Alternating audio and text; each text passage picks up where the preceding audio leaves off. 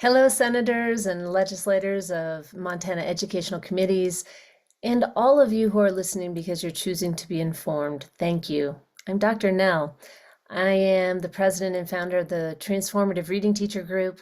I also founded the Big Sky Literacy Summit, where reading experts from around the world gather every August to discuss the complexity of teaching children to read and the systems that we need to ensure and lead this change, which is why I'm here today, because I believe that to effectuate change in Montana and to build a more literate future for Montana, we will need to build an infrastructure with guidance and supports that sustains a legacy of literacy in Montana. So I believe the following points that I will make, also shared in a document, are necessary for House Bill 1377.1 to sufficiently meet the needs of the communities we serve.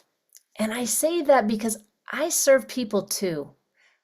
I just happen to serve children in schools across Montana and actually across the nation. I just came out of inner city Atlanta, where while I was there, 88% of the students on our watch made growth out of the bottom 5 of Georgia. And there's nothing more liberating than learning to read. And so I want that for Montana. And every time I work in Montana schools, from Bozeman to Fromberg to Roberts to Livingston to Hardin to Crow Agency to Pryor, places I've been near and far, I know that educators and leaders out there care about becoming a literate Montana. However, right now, Montana's been on a steady, consistent, decreasing pathway of literacy. In fact, 88% of Native American children by 4th grade cannot even read at basic skill levels. That means 12% of Montana Native Americans are proficient or advanced proficient. 12%. Now, if you're white in Montana, you're not faring that well either. 55% of students are at basic or below. I don't think this is good enough, and this is why I urge you to consider these points that I will make in this document, and I'll share so you can look at it and or you can read it while you are sitting in quiet at another time. Now, the first one is that we can call this the Science of Reading Bill. We can call this evidence-based practices in reading. I prefer the second, because evidence-based practices in reading and the basis of the science of reading have been around for 5 decades. This is nothing new, and it's complex. If it wasn't complex, we'd have a literate nation. You know, the English language is very complex in and of itself. All those things you see in social media are real. Like, hello, it's a complex language. It's an amalgamation of many languages, including Latin, Greek, Arabic, French. It's complex, okay? So learning to read has proven to be complex, and we continuously see in the United States that many children struggle to learn to read and need very clear, direct, explicit instruction. But doing that well means that we have to have leadership that knows how to go the way, to show the way, and expert guidance that has informed practices about how to do this work and thoughtful guidelines. I call this freedom in the fences in Montana. You know, give us the fences and we'll stay in them, but just let us know where we can go. And this is important because currently all of our systems across Montana are succeeding at varying levels, but none of them are succeeding at exceedingly high levels. And I'm not okay with mediocrity in a state that has 150,000 children. We serve people. I know I voted for some of you.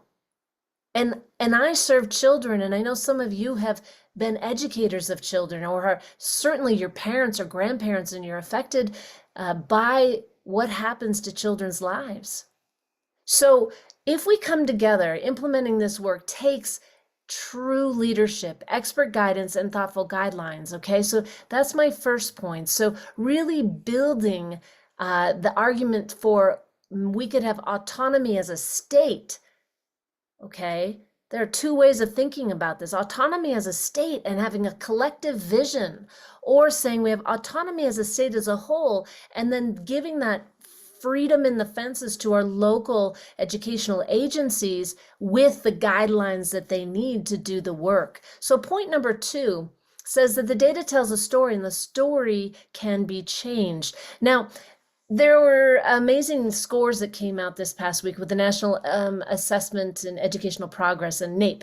And what it showed us is that a state 22 years ago who was 50th in the nation said, you know what, we can't get any worse, we're 50th. So let's just choose to change. And that was Mississippi.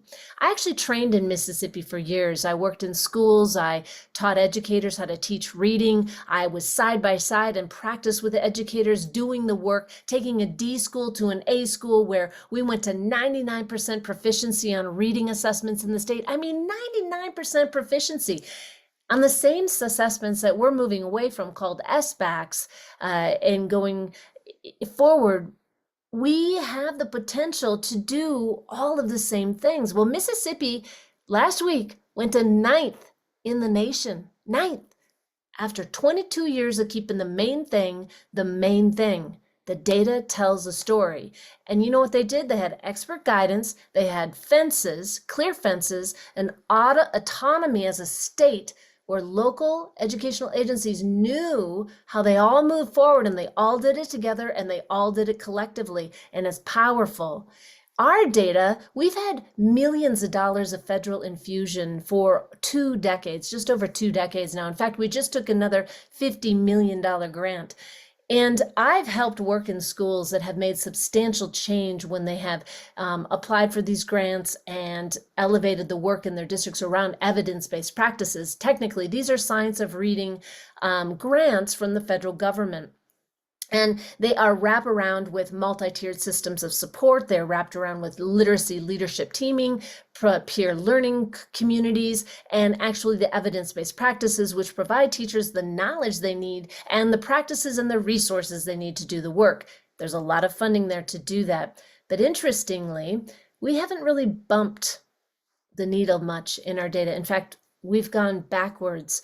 I would argue that some of the schools that have had these grants have made bumps incrementally, but if they don't have the support, which is where our argument for House Bill 1377.1 is, if continued support like Mississippi, continued, keep your main thing the main thing, don't take money and then not have sustainability because you don't have the funding to support the teacher training, the practices, the systems, the leaders, the resources that you need, then you can't sustain. There's not just a science of reading in all of this. There's a science of leading, the science of implementing, the science of teaching, the science of learning, and then the science of reading. I'd argue to say House Bill 1377 could be the most provocative and informed legislation in the United States if we are inclusive of all of the science it takes to implement this work. My third argument point for coming together is that we can do great things as a community. We have wraparound nonprofits who help school districts immensely. They educate children, they teach children to read, they support students who are at high risk for mental illness or mental welfare. We have foster care situation. We have many things happening in our state that we need to acknowledge and support and build collaboratively, inclusive of our universities who are educating the teachers, who are doing the work pre-service. But once educators move into the field, we want to ensure they know how to do the work and they continue to get support. So we have to have these support systems in place, potentially through regional networks, potentially through collaborative partnerships. The fourth point I want to make is that knowledge is power and it will fuel the change and progress in education. The more knowledge we have, the more knowledge our educators have. Every district I have worked with in Montana and across the nation, when I see an educator gain the knowledge of how to teach reading, because there's one way the brain learns to read, one way. There is not another way, there is one way. which is why if we put it into guidelines and we create the fences, we all will be teaching that one way. And it's very probabilistic that we have the knowledge. And once you reach the knowledge mass, you reach a tipping point, and then all of a sudden the scores start to change. This is what's happening in Mississippi. They did a flooding of training of teachers. I was there for years training teachers in the science of reading, how to teach reading, modeled how to teach reading, side-by-side teaching reading. And now all of a sudden they go from 50th to 9th. I mean, come on. We can do that. We are smaller. We are very clear-minded about this. We have the courage. We have the guts. We are very liberal about those two things in Montana. So why not have the courage and the guts to do this work for children? So the last point I want to make is funding this. We really need to, as people, come together and acknowledge education in Montana is not funded very well. In fact, I go to Montana conferences and speak, and I leave heartbroken. Countless times I hear educators say, I don't have any resources on my shelf. Last year, I ended up in one of our bottom 5 schools being asked to teach the teachers how to teach reading. Not only did a teacher of 5 years say to me, you're the first person to teach us how to teach reading for real and model it and give us resources to do it. They had nothing on the shelves, nothing. I have no idea what happened. But what I do know is that is not okay. The reason you're on the bottom 5 could possibly be because you have nothing. You don't have the infusion of how to do what you need to do. You don't have the leadership to lead you out of it. You don't have the teachers who've been trained appropriately. Because why? Our universities have historically not trained our teachers in how to teach reading, which is why we have to come together and all get on the same team of keeping the main thing, which is how do we create a more literate Montana? How can we build a future that when we can read, we have more economic opportunity? When we can read, we have more life opportunity. When we can read, we're mentally healthier. When we can read, we have deeper relationships and connections and community. Literacy is a gateway skill. It will change the future of so many children's lives. Remember, 12% of Native Americans are proficient at 4th grade. That's a 2025 statistic, 12%. That's not something I want on my watch anymore. I'm done with that. We can do this better. We can come together and create a rule that helps us do this together. I'd be willing to help you.